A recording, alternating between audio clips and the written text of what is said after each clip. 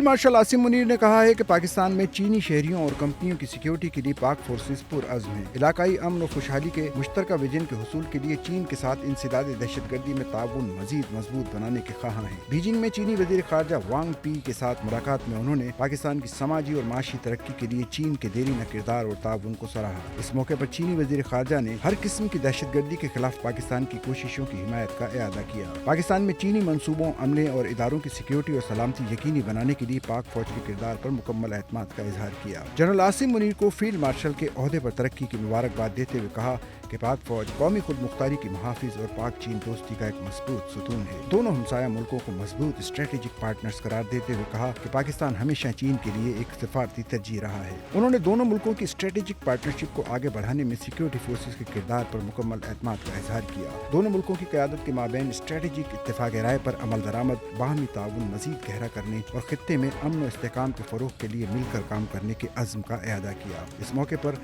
दोनों ने बदलती इलाकाई और आलमी सूरत हाल पर तबादला ख्याल और बाहमी मफाद पर मबनी उमूर पर करीबी ताउन जारी रखने पर इत्तेफाक किया।